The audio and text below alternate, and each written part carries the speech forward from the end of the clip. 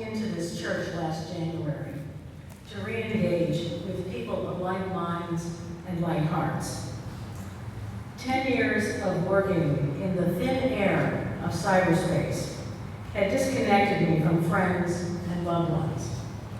The loss created a void, and I needed to fill it, but offline, with a flesh and blood community.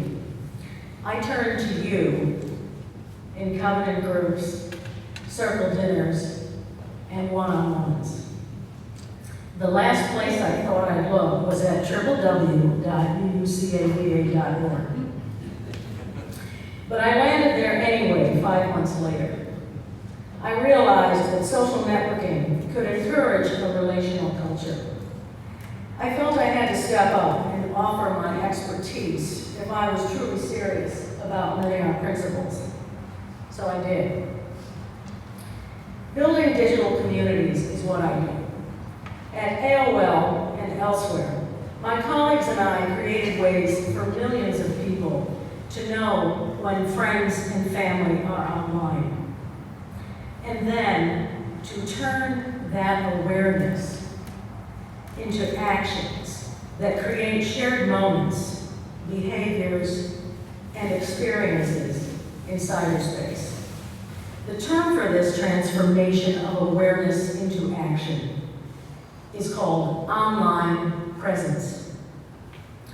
You know online presence as buddy and friend lists, messaging and Twitter, Wikipedia, blogs, Flickr, YouTube, latest activity or friend feeds, and any digital behavior where people are intentionally contributing or collaborating in the creation of knowledge.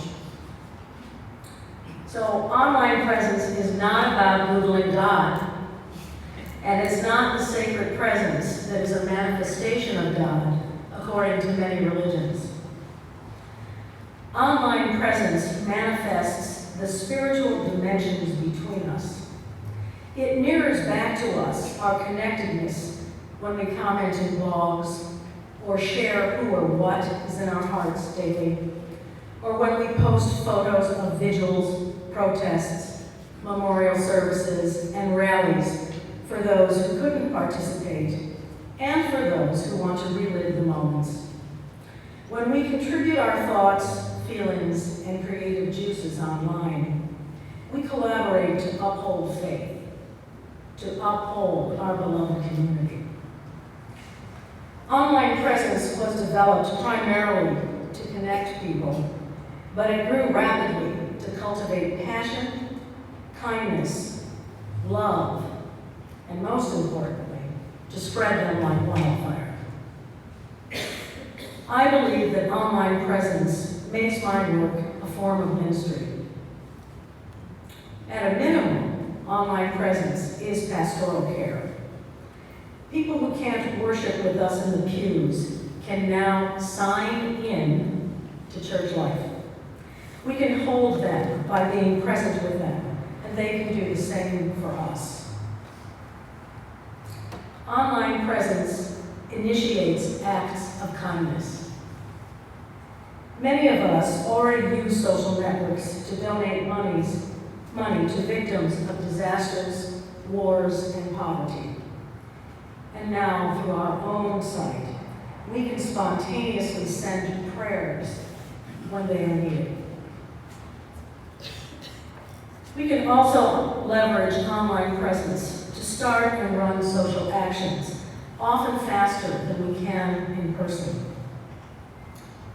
So online, people who have no extraordinary power can bypass governments and powerful institutions that hide information or lie.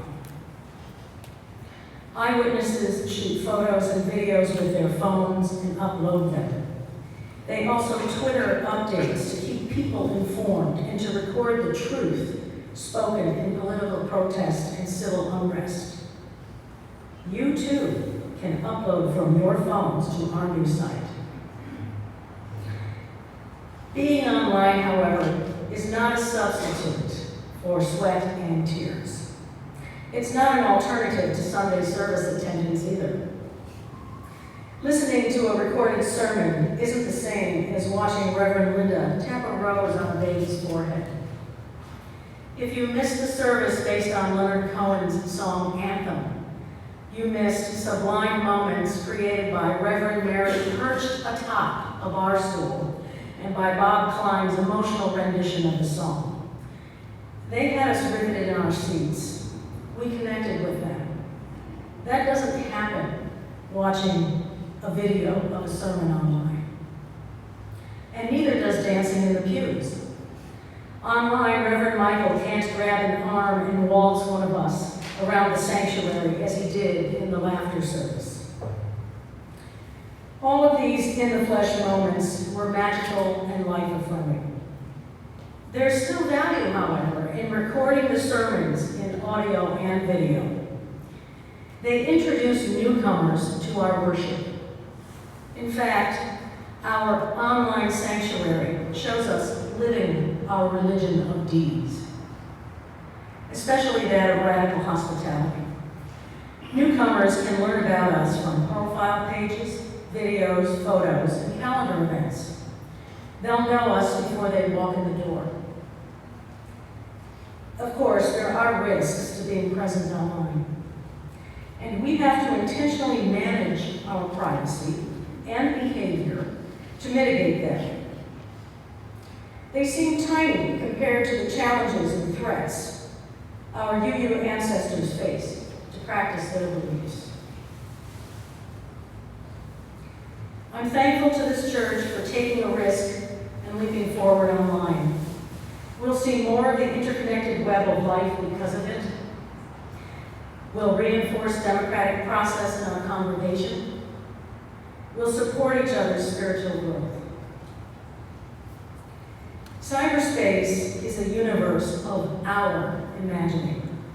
It's multicultural, multi-generational, it's egalitarian, there are no walls, it's infinite, it has no past, only a collective future.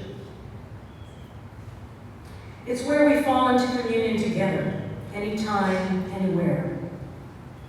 And yet, I do believe that younger generations will turn to each other offline in real-world communities as I did. Like me, they'll recognize a void that can't be filled online, and it may never be, because the human heart cannot keep pace with the internet.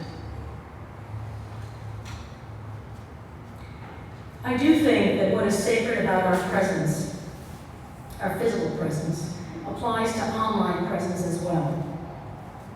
Our presence is a prayer. Our actions are connections and expressions of the sacred.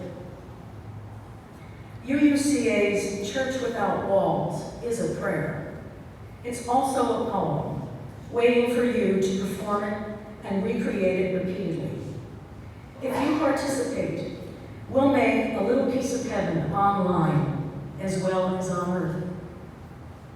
Please enter, rejoice, sign in, and commune.